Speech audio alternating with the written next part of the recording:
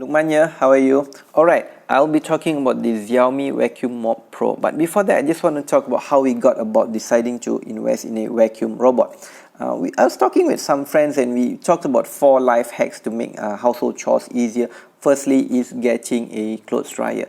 Yes, clothes dryer really helps, but there are still many here that just use the natural old sunshine. Secondly is getting a steam generator iron. It really makes ironing fun and easy. Thirdly is getting a cordless battery powered vacuum. But why did I go for a vacuum robot? I'll just come to that in a while. And the 4th life hack is actually getting a dishwasher. Somehow many people in Asia believe that because of our cooking being more oily, the dishwashers might not be able to be up to mark. But trust me, dishwashers are able to manage oily dishes quite easily. Alright, let's go down to the showdown between you getting a vacuum robot and a cordless battery powered vacuum. Here's our thought process, right? Where we live, there's a couple of constructions going on. So what we wanted or needed is to increase the frequencies of vacuum, and we actually had an old vacuum that still works decently okay. So we decided to get a vacuum robot because the vacuum robot can help do vacuuming on a daily basis, right? But if you don't have a vacuum yet, or you really have time to vacuum, getting a cordless battery powered vacuum is well worth it as well. Alright, so I got to know about the Xiaomi vacuum robot after visiting my brother's place. They had a older model, so I went back and googled the latest model at that time, which is the Xiaomi Robot Vacuum Mop Pro. And guess what? I couldn't find much on the internet nor YouTube.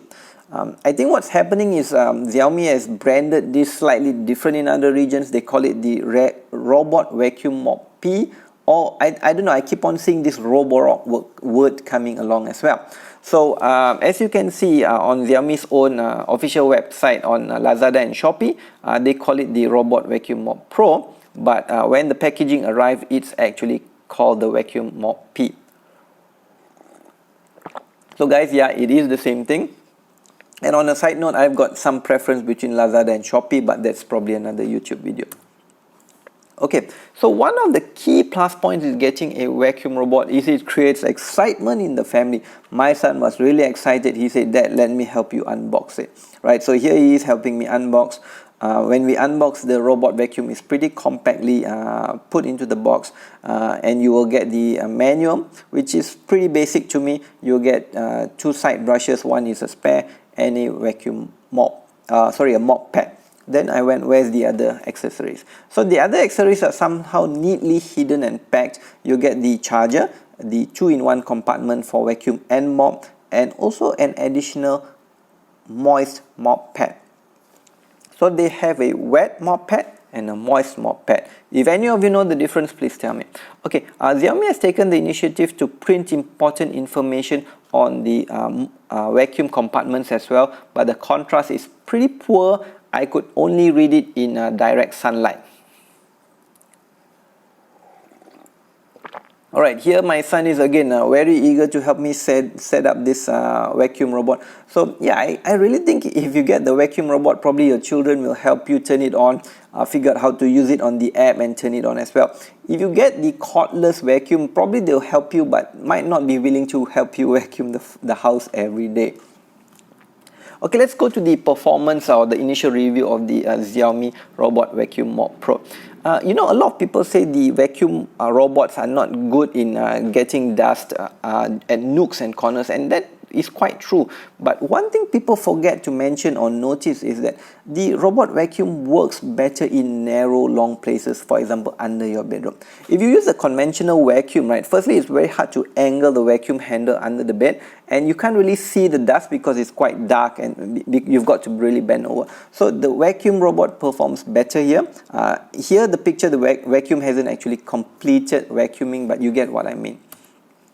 Alright, now a little bit on the downside, right?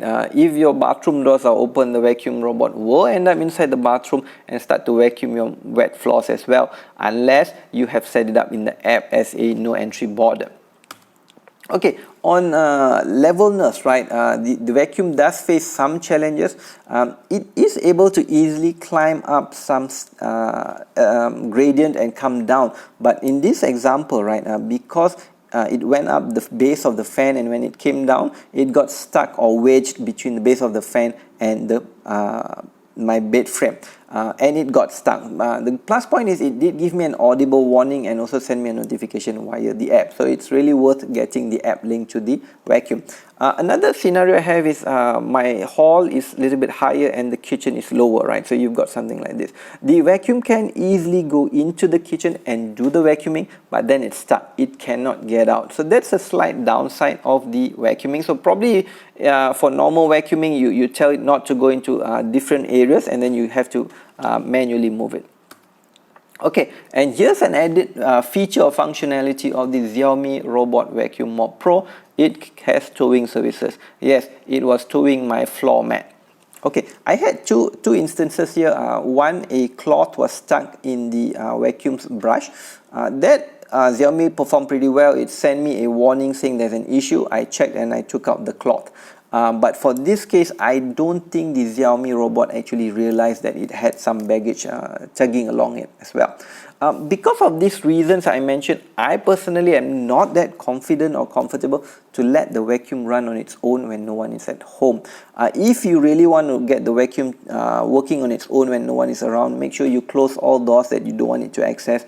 And secondly, your floor doesn't have any cloth or any plastics that would get stuck in the vacuum. Alright guys, that's all the review I have for today. One thing is I'll try to do a more detailed review. I'll try to cover the noise level, because when you get a robot vacuum, right, obviously one of the things we hope is that, you know, we can sit at home, turn on the vacuum and have a family conversation or just watch TV, right? So noise level is important. Secondly is the actually the success or the functionality, right? Does it really do what it's supposed to do?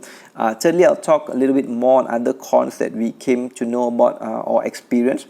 Fourth, I'll talk a little bit about the Android app. It does have quite a number of features. And finally, whether it's worth our hard-earned money. Alright guys, catch up with you soon. Take care. Bye.